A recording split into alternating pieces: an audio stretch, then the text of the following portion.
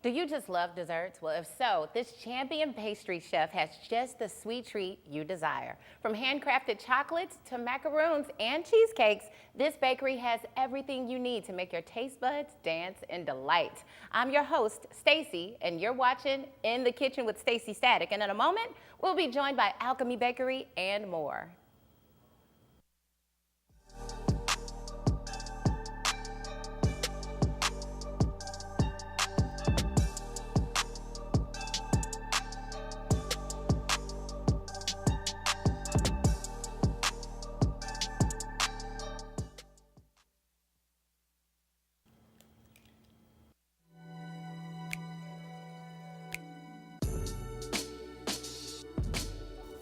Yes, I'm joined by Chef Tyler Ty Davis, chef and co-owner of Alchemy Bakery. You're a pastry chef at Brennan's. You also do pop-up dinners at Brennan's. So welcome to In the Kitchen with Staci Static. I'm so excited because I've only been stalking you on Instagram for, I don't know, like months now. It's perfect. I've been stalking you as well. Okay, well, good. We're co-stalkers in this. So what made you want to become a pastry chef? So it was kind of happened by happenstance. Oh, okay. I started off being like a savory chef, but I really like kind of to challenge myself. So I just kind of took it upon myself to kind of learn pastries, you know. I had a job as an executive chef, but I kind of wanted to take a little bit more time, you know, back to kind of focus on like friends and family and whatnot. Gotcha. So it kind of was presented to me at Element. They needed a pastry chef for their restaurant and whatnot. Right. And I took the position and was like, absolutely, let's do it. So I've been there for about 2 years now, and I absolutely love it. And some of your desserts, they look like works of art. You are truly a culinary artist. Thank you very much. And what alchemy, because it's like a science to baking, and a lot of people don't realize that. It When is. you say you challenge yourself, how disastrous has it been for you in certain recipes, creating some? Honestly, I think food-wise, I've been super blessed, which is why I've kind of stuck to kind of being a chef. Okay. It's very kind of intrinsic, and everything kind of comes really naturally, you know? Right. Because I treat it as like an art form, you know? Nice. So because of that, pastry wasn't super difficult because I already had 5 years of just regular restaurant chops under me. So as soon as I started to dive in, you know, it just came really naturally. So that's why I kind of wanted to specialize in it, because I kind of felt myself more at home, you know, doing pastries than I was actually doing savory food, you know? Got you. Yeah. So tell me about what we're making today. So today we're going to be making a kind of a Semifreddo, which is Italian for semi-frozen. Oh. It's a type of ice cream that you don't really have to churn. So it's super easy, very approachable, but we're going to use strawberry shortcake type flavors for it, you know? Oh, I love strawberry shortcake. That happens to be one of my favorite desserts. So Perfect. let's go ahead and do your thing. So you were actually a contestant on Food Network's Halloween baking competition. I was. How was that? It was an amazing experience. It was probably one of the best experiences of my life. Extremely challenging, and you don't really know kind of what goes into making a show, you know? Yeah. So when I was watching Food Network, when I was growing up and whatnot, it was insane because I just thought, this is fake, you know? These people in this competition shows, they not running around like this and looking crazy and stuff. You were really. Girl, it's real. So what are you doing here? It is very real. So for our Semifreddo, the only things you really need to do for this is, because it does have raw eggs in it, is to kind of cook them. Okay. So we like to use pasteurized eggs. So what our recipe calls for is for us to put our egg yolks and half of our sugar inside of here with it.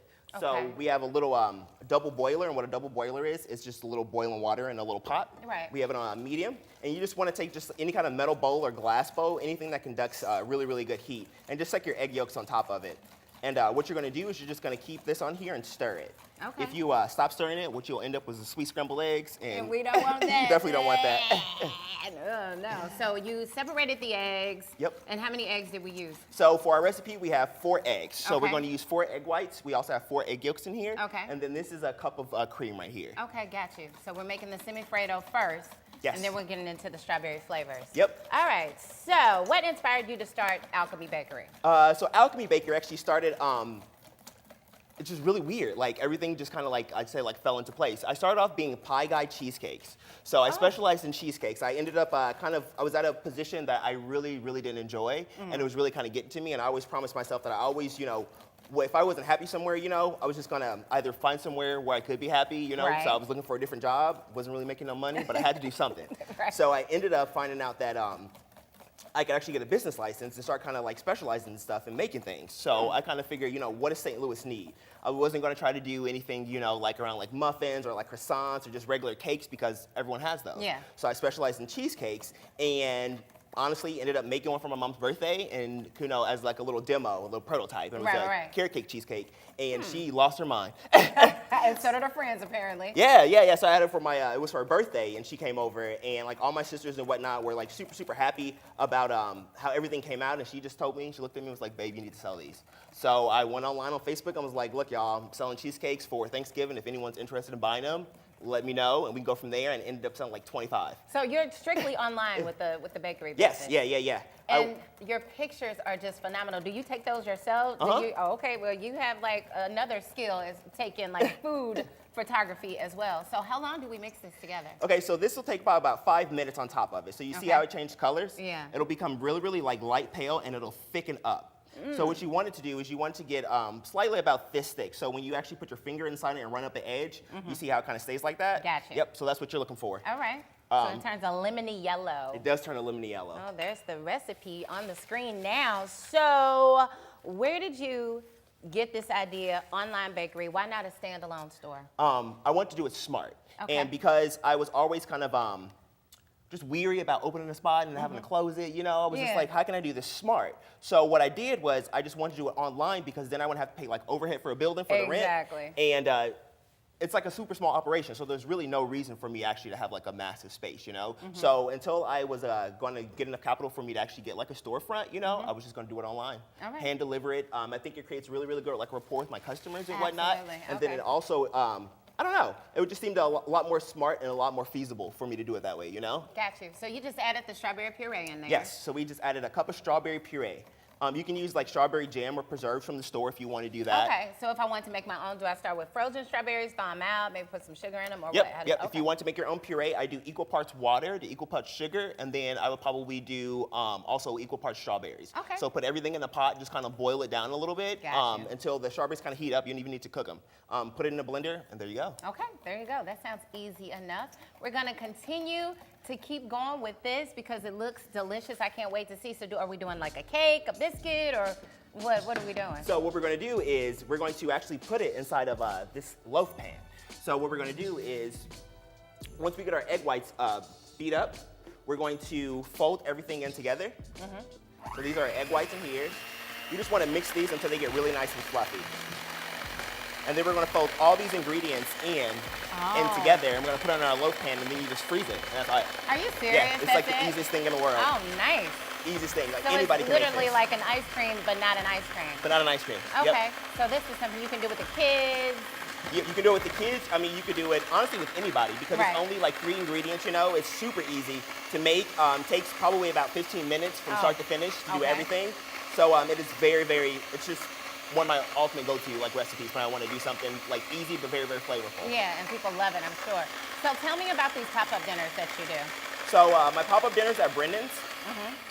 What we like to do is go online, and I like to kind of like post any of the menus stuff I'm going to do probably about 2 months ahead of time. Oh, nice. We usually do it on Saturdays. I do 3 seatings of 4 individuals, and what I do is it's set up just like this, where I cook the meals in front of you and kind of explain to you like how we kind of like conceptualize it and just kind of like interact with you, make it fun, you know? Got you. So Yeah. you come up with the menu for the sweets and the savory things, all of that good stuff. We're going to continue to make the strawberry shortcake semifreddo. We're going to keep this cooking, and we're going to be joined by our next special guest coming up real soon. So keep it locked right here in the kitchen with Staci Static.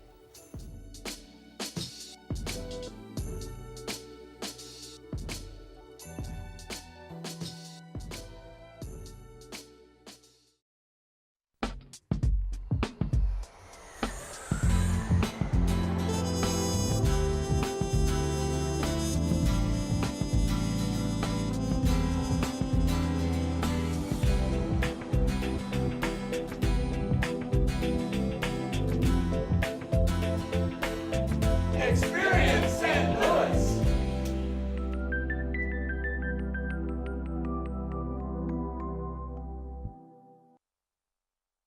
This financial advisor is being accused of committing one of the largest investment frauds in the history of the United States. I guess we're not going to Aspen.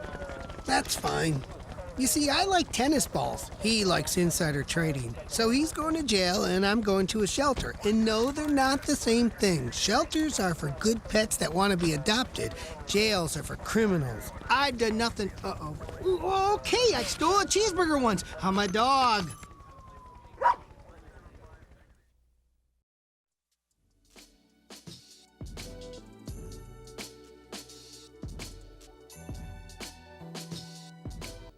Hello and welcome back to In the Kitchen, and our next guest is dedicated to making the men of St. Louis better men, and he's doing it through his publication Evolution Magazine. Joining me in studio and in the kitchen is John Parker. Welcome. I'm glad to be here. Well, thank you for coming. So tell me about this evolution for the cultured STL man. Well, you know, and what's been happening in St. Louis over the last 4 or 5 years, I wanted to do something that would kind of move the needle back the other way. And I figured I would try and do this from a male point of view. Gotcha. So Evolution Magazine is about making men better men.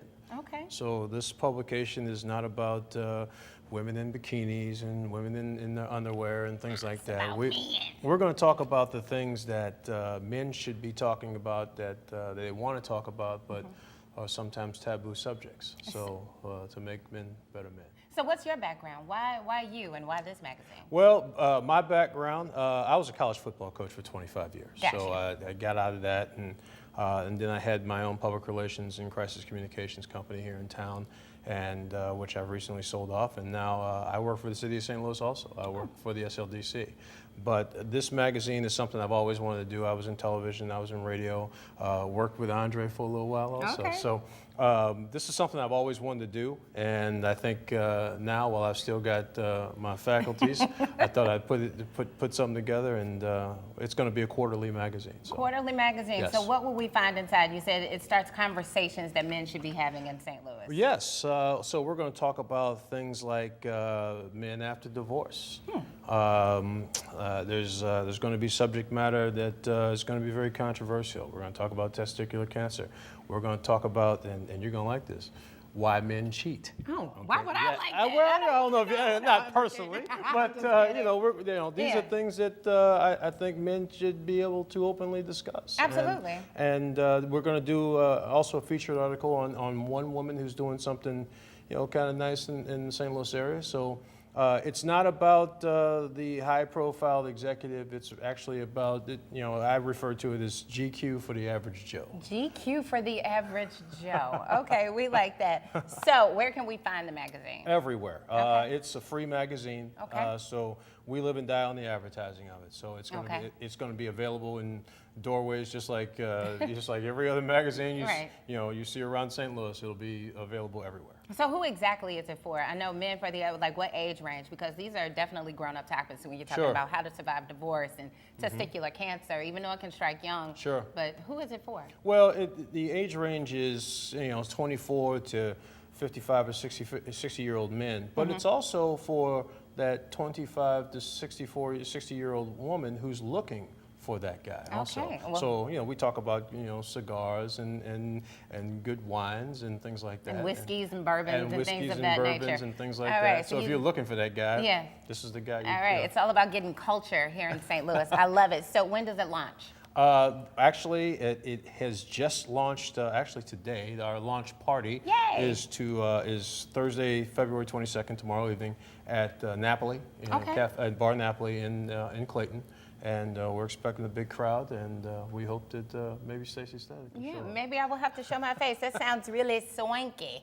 I like that. So make sure you pick up Evolution for the Cultured STL Man magazine. I love it. And get yourself some culture, and make sure you go to the launch party. Thank you so much, and congratulations, and continued success with this. I appreciate that. Most Thank you definitely. so much. But you know what? We do have to switch gears and find out what Chef Ty is over here making. What is going on? How is the strawberry shortcake Semifreddo coming along? So the Semifreddo is amazing. Okay. So we folded all of our ingredients, and then what I did was I took our shortcakes that are on our recipe, and I laid them out all over the bottom. Okay. So this will actually make a crust. So from there, you got your shortcakes on the bottom. So wait, before we get into that, what kind of shortcake recipe is this? Like angel food cake, like a pound cake? What is it? Okay, so for the shortcake recipe, you can make your own, or you can just get store-bought. Okay. So we just ended up just getting store-bought ones for this guy, Okay. and just line the bottom of them, makes it really, really easy, and go with the flow. Okay, there you go. Awesome. And we just pop this in the freezer. Okay.